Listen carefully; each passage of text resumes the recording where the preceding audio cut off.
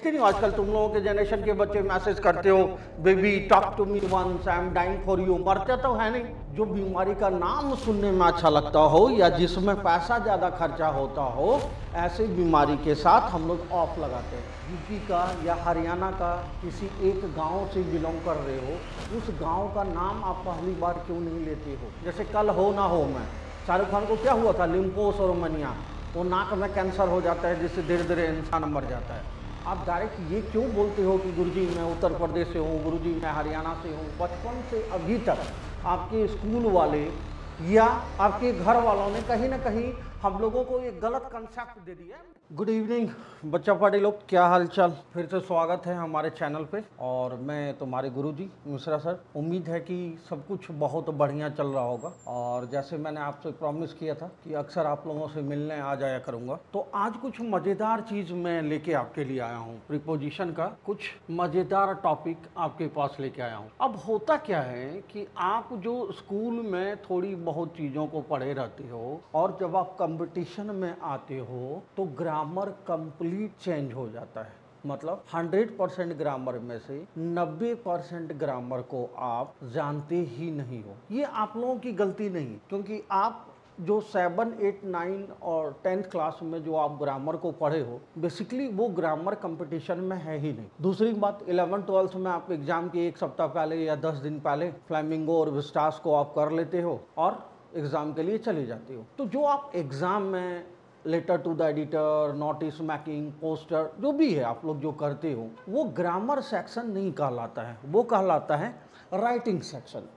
तो ग्रामर कहीं हमें स्कूल में या कॉलेजेस में, शायद किसी यूनिवर्सिटी में हो तो हो, हमारे नज़र में नहीं पड़ा है कोई। अब समस्या यहीं से शुरू हो जाता है कि जो बेसिक कंसेप्ट आप ग्रामर को पढ़े हो, वो ग्रामर आपके कंपटीशन से कोसों दूर खड़ा है। तो आज मैं प्रीपोजिशन का कुछ बेसिक चीज़ें आप लोगों के लिए लेके आया हूँ जो आप बचपन से गलत कर रहे थे और शायद आज आप आके सुधारिएगा।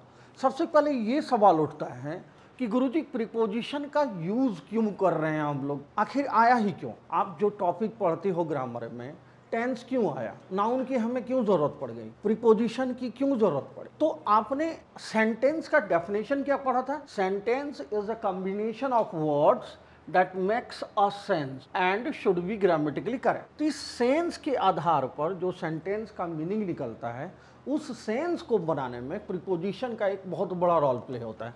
जैसे मैं दो सेंटेंस लिख रहा हूं, देखिए, he lives in Delhi and दूसरा है काउ लिव्स ऑन ग्रास। अब दोनों सेंटेंस का हिंदी मीनिंग हम लोग देखें। ही लिव्स इन दिल्ली, वह दिल्ली में रहता है, and cow lives on grass, गाय जो है वो घास पर आश्रित है, यानी कि घास की वजह से गाय जिंदा है। अब एक काम करता हूँ, प्रीपोजिशन को चेंज कर देते हैं। देखिएगा जरा, he lives on Delhi, cow lives in grass. अब जरा इसका मतलब देखिए तो, दिल्ली कोई टेबल वेबल है जिसके ऊपर मेरा एक बच्चा मस्ती से बैठा हुआ है और गाय जो है वो घास में घुस कर रहती है। तो अब प्रीपोजिशन हम क्यों पढ़ रहे हैं गुरुजी?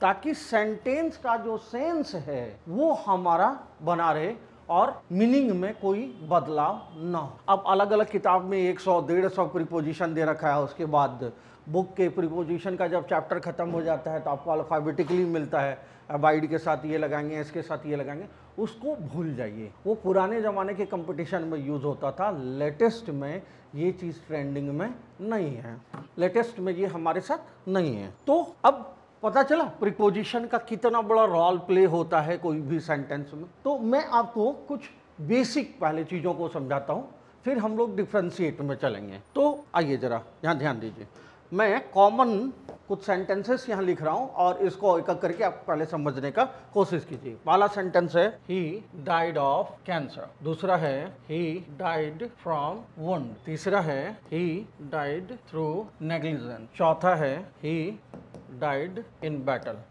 और लास्ट है ही डाइड फॉर नेशन।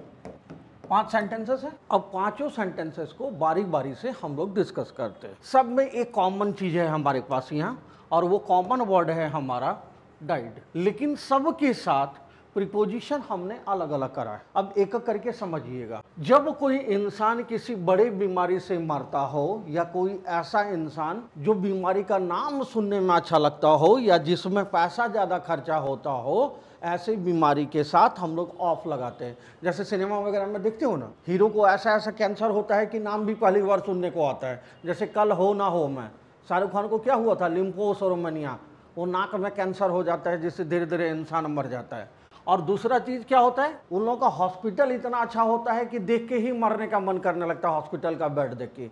तो जब कोई इंसान किसी बड़ी बीमारी से मरता हो, जैसे ब्लड कैंसर, ब्रेन ट्यूमर, या ऐसा बीमारी जो सुनने में अच्छा लगता हो और जिसमें पैसा बहुत खर्चा होता हो, उस बीमारी के साथ प्रीपोजिशन हम क्या लगाते हैं, ऑफ। ये देखिए सेकंड क्या कहता है, ही डाइड फ्रॉम वुंड। अब वुंड का अर्थ होता है बेटा घाव। अब जो इंसान, मैं पहले भी बोला था, अभी बोल रहा हूँ, थोड़ा हिंदी में वर्ड में अगर गलती हो जाए तो मैं पहले से ही क्षमा प्रार्थी हूँ। तो अब देखो जरा सा यहाँ पर कि जब कोई इंसान किसी पापिष्ट मौत से मरता हो, मतलब घिनास्टिक मौत, जिसको सुनने से घिन आता हो, घृणा होता हो, ऐसे चीजों के साथ हम क्या लगा देते हैं, फ्रॉम लगा देते हैं। जैसे कैसे मरा, तो घाव हो गया था, घाव से क्या हुआ, पस हो गया, पस से काई काई करके वो मर गया। तो जब कोई इंसान किसी पापिष्ट वाले मौत से मरता हो ना, तो उसके साथ हम क्या लगा देते हैं, फ्रॉम लगा देते हैं। नेक्स्ट कहता है ही डाइड थ्रू नेग्लिजेंस। अब देखिए पहले नेग्लिजेंस को समझिए। नेग्लिजेंस का अर्थ होता है इग्नोर। अब कैसे होता है गांव घर में, आप लोग पता नहीं देखे हैं कि नहीं, लेकिन जनरली कभी जाइएगा, विजिट कीजिएगा तो आप देखिएगा कि घर के बाहर कोई बुढ़ा बैठ के खांस रहा है, तो अंदर से आवाज आता है, बुढ़ा दिन भर खांसता है, मरता भी नहीं। एक दिन बेचारा बुढ़ा खांसते खांसते निकल जाता है दुनिया से। तो अगल बगल के पड़ोसी आते हैं, क्या बोलते हैं कि अगर इलाज करवा देता तो 1-2 साल और जिंदा रह जाता। तो वो खुद मौत का कारण नहीं था, उसको इग्नोर करा गया। मैसेज नहीं आ रहे हैं। हाँ, नियति क्या आप मुझे सुन पा रहे हैं? मैं अभी जस्ट प्रीपोजिशन के टॉपिक को शुरू करा हूं। तो आइए, तो क्या हुआ, नेग्लिजेंस क्या हुआ, इग्नोर। तो जो बंदा को इग्नोर, वो डायरेक्टली मौत का कारण नहीं था, उसको इग्नोर कर दिया गया, उसको टाइमली केयर नहीं करा गया, तो वो बंदा क्या हुआ, निकल लिया। नेक्स्ट आओ, नेक्स्ट देखिए, ये देखिए इज्जत वाली लड़ाई, इज्जत वाली मौत, ही डाइड इन बैटल, लड़ाई में लड़ते हुए बलिदान दे दिया। ठीक है, तो जहां इज्जत वाली बात हो गई, ही डाइड इन बैटल, लड़ाई में लड़ते हुए बलिदान हो गया, दे दिया। नेक्स्ट आ जाओ, कहते हैं द बेस्ट मौत, जब आप किसी के लिए मरते हो तो हम उसमें क्या लगा देते हैं, फॉर। देखते नहीं आजकल तुम लोगों के जनरेशन के बच्चे मैसेज करते हो, baby talk to me once, I am dying for you. मरते तो है नहीं, लेकिन बोलने में क्या जाता है। तो जब आप किसी के लिए मरते हैं तो उसके साथ हम प्रीपोजिशन क्या लगा देते हैं, फॉर। तो हमने क्या देखा गुरुजी, सब में डाइड कॉमन वर्ड, लेकिन सब में प्रीपोजिशन हमने अलग अलग यूज करा। तो प्रीपोजिशन का क्या काम होता है, सेंटेंस के सेंस को बनाए रखना। अगर प्रीपोजिशन हटा देंगे तो सेंटेंस का सेंस या सेंटेंस का मीनिंग कंप्लीट चेंज हो जाएगा। आओ अब जरा सा हम लोग बेसिक डिफरेंस समझते हैं, जो बचपन से अभी तक आपके स्कूल वाले या आपके घर वालों ने कहीं ना कहीं हम लोगों को एक गलत कंसेप्ट दे दिया है। मैं किसी यहाँ टीचर को इस प्लेटफॉर्म पे बदनाम नहीं कर रहा हूँ, लेकिन कहीं ना कहीं वो चीज हमारे पास या हमें नहीं बताया गया। अब जैसे एसएसबी होता है एनडीए का, जैसे एसएसबी होता है सीडीएस का, एसएसबी होता है एफकैट का, तो वहाँ सबसे पहला चीज जो होता है ना, वो होता है आपका इंट्रोडक्शन। अगर आपका इंट्रोडक्शन इंप्रेसिव नहीं रहा, उसी दिन आपको वहां से हटा दिया जाएगा। और 90% बच्चों को अपना इंट्रोडक्शन देने नहीं आता है, और खास करके आज के जनरेशन के बच्चों को। आप लोग बड़ा जल्दी बोल देते हो, हाय माई सेल्फ राहुल, नाम तो सुना होगा। माई सेल्फ को मैं आपको प्रोनाउन में पढ़ाऊंगा। माई सेल्फ के साथ कभी भी सेंटेंस का शुरुआत नहीं होता है। माई सेल्फ रिफ्लेक्सिव प्रोनाउन है, और रिफ्लेक्सिव प्रोनाउन कभी भी एज ए सब्जेक्ट काम नहीं करता है। तो जो आपको बचपन में सिखाया गया था ना, आई एम राहुल या माई नेम इज राहुल, वो आपका सबसे बढ़िया इंट्रोडक्शन। अब जैसे अभी एक बेसिक चीज आप लोगों को मैं यहाँ समझा रहा हूँ, एट एंड इन। तो आपको क्या पढ़ाया गया कि जहाँ एट है वहाँ छोटे समय ऑफ टाइम एंड प्लेस, और जहाँ बड़ा जगह wider extent of time and place. ये देखिए आपको यही पढ़ाया गया है कि जहाँ छोटा जगह या छोटे समय की बात हो वहाँ पर गुरुजी हम एट लगा देंगे, और जहाँ बड़े जगह या बड़े समय की बात हो वहाँ पर हम इन लगा देंगे। ठीक, यहाँ तक तो टीचर ने आपको ठीक बता दिया। अब शुरुआत आप करते हो, जैसे आप किसी पर्टिकुलर गांव घर से हो, या यूपी के किसी एक एरिया से हो, या दिल्ली के किसी एक एरिया से हो, तो आपका पहला इंट्रोडक्शन आई लिव इन दिल्ली। अरे भाई साहब, दिल्ली का कोई एक पार्ट है जहाँ से आप बिलोंग करते हो, उस पार्ट को आप क्यों नहीं बताते हो? आप यूपी का या हरियाणा का किसी एक गांव से बिलोंग कर रहे हो, उस गांव का नाम आप पहली बार क्यों नहीं लेते हो? आप डायरेक्ट ये क्यों बोलते हो कि गुरुजी मैं उत्तर प्रदेश से हूँ, गुरुजी मैं हरियाणा से हूँ, गुरुजी मैं मेरठ से हूँ, गुरुजी मैं तमिलनाडु से हूँ, गुरुजी मैं केरला से हूँ? आपको अपना गांव का या एरिया का नाम बताने में शर्म आता है क्या? तो सबसे पहले तो आप इंटरव्यू में बाहर हैं, जैसे ही आप बोल देते हैं आई एम फ्रॉम दिल्ली या आई लिव इन दिल्ली, दिल्ली में कोई एक पार्ट है जिस कहाँ से आप बिलोंग करते हो, सामने वाला खुद आपसे पूछेगा कि ये पार्ट कहाँ का है, तब आप बताइए कि मुनीरका में अगर हमारा हेड ऑफिस है, हम कहें आई लिव इन मुनीरका, तो मुनीरका के कोई एक एरिया में हम रह रहे हैं ना। एक तो पहला गलती आप लोग ये कर देते हो। दूसरी गलती आपका क्या होता है, इंट्रोडक्शन स्टार्ट होते ही आप अपने गांव का या एरिया के नाम के साथ एट लगा देते हैं। अब जरा सोचिए, मैंने अभी तुरंत आपको क्या बोला, एट किसके लिए बिलोंग करता है? छोटी जगह या छोटे समय के लिए बिलोंग करता है। तो जैसे ही फर्स्ट इंट्रो में आप बता देते हो आई लिव एट और एरिया का नाम, तो सामने वाले के दिमाग में तुरंत आ जाता है कि इस इंसान का दिमाग बहुत संकुचित है, क्योंकि जिस जगह से ये बिलोंग कर रहा है उस जगह को खुद अपने आप से उसको छोटा प्रस्तुत कर रहा है। बचपन में आप गांधी जी का एक चैप्टर पढ़े थे अगर याद हो, गांधी जी बॉर्न इन पोरबंदर इन गुजरात। अब देखिए क्यों, क्योंकि गांधी जी जहाँ पैदा हुए हैं वो जगह अपने आप में ही बहुत फेमस जगह बन गया। तो कभी भी जिंदगी में मेरे प्यारे बच्चों, जब भी आपका इंट्रोडक्शन शुरू होता है, आप जिस एरिया से बिलोंग करते हो उस एरिया में इन लगा के बोलो, आई लिव इन। जैसे मैं मान लीजिए झारखंड से बिलोंग करता हूँ, झारखंड में एक जगह है देवघर, तो अगर मेरे को कोई इंट्रो मांगता है तो मैं पहला इंट्रोडक्शन ये देता हूँ, आई लिव इन देवघर। सामने वाला खुद आपसे पूछेगा वेयर इज दिस लोकेटेड, तब बताइए कि I live in Jharkhand at Deoghar. तो जब भी आप अपना इंट्रोडक्शन शुरू करते हैं, सबसे पहला चीज अपने गांव के नाम के साथ इन लगाना है।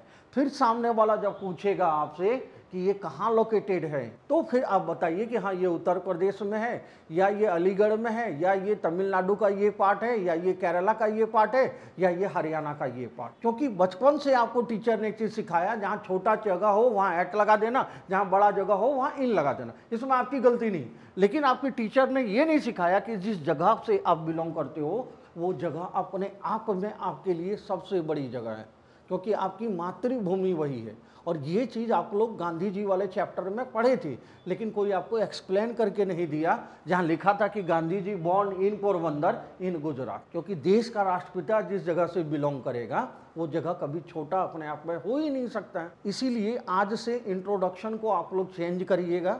जिस जगह से बिलोंग करते हैं सबसे पहले उस जगह में इन लगा के बोलिएगा।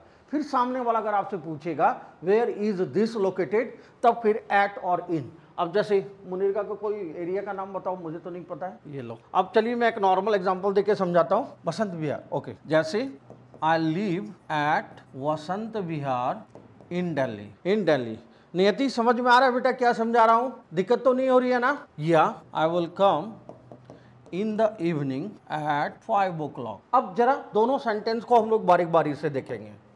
पहला, बसंत विहार दिल्ली का एक छोटा सा पार्ट। तो अब देखिए हमने यहाँ क्या लगा दिया, इन, क्योंकि दिल्ली एक बड़ा पार्ट है, उसके अनुपात में बसंत विहार जो है क्या एक छोटा सा पार्ट है, इसलिए हमने यहाँ क्या लगा दिया, एट। तो अब याद रहेगा ना नियति, अगर कोई पूछेगा कहाँ से हो तो सबसे पहले अपने एरिया का नाम बताना है, फिर बताना है गुरुजी दिल्ली में है। ये डायरेक्ट दिल्ली नहीं बोलना है कभी भी अपने इंट्रोडक्शन में। क्लियर है? अब बताओ कि तुम कहाँ से बिलोंग करती हो। सेकेंड आओ, क्या कहता है, will come in the evening at 5 o'clock। अब देखिए यहाँ इवनिंग एक बड़ा सा समय को दर्शाता है, हमने क्या लगाया, इन। उसमें से एक छोटा सा समय हमने चुराया 5 बजे, क्या लगा दिया, एट। तो जहाँ बड़ा जगह या बड़े समय की बात होगी वहाँ पे हम इन लगाएंगे, जहाँ छोटा जगह और छोटे समय की बात होगी वहां पे हम एट लगाएंगे। एक और चीज आप लोग को पता नहीं, हमेशा कंफ्यूजन होता है कि गुरुजी एक सेंटेंस में हम 2 इन लगा सकते हैं क्या? बिल्कुल लगा सकते हैं। आप स्टडी करने के लिए यूएसए, कनाडा या पोलैंड गए हैं, हाँ वेरी गुड, ठीक है। अब वहां आप इंट्रो दीजिएगा तो क्या बोलिएगा जरा मुझे बताइए? आई live in Delhi in India. फिर तो 2 इन आया कि नहीं आया? इसको और एक्सटेंड कर देंगे तो क्या बोलेंगे? I live in Lajpat Nagar in Delhi. अब वो फिर इंट्रो मांगा, where is this, I don't know where is this Delhi, then क्या बोलेंगे? I live at Lajpat Nagar in Delhi in India. तो एक सेंटेंस में आराम से हमारा 2 इन आ जाता है। ये फिल इन द ब्लैंक्स में आप लोगों को अक्सर आएगा प्रीपोजिशन वाले में, 2 इन, एक एट इन। और बच्चे के दिमाग में ये चलता है गुरुजी एक साथ 2 इन नहीं लगता, बिल्कुल लगता है एक साथ 2 इन। तो एट और इन अब क्लियर हो गया। आइए नेक्स्ट।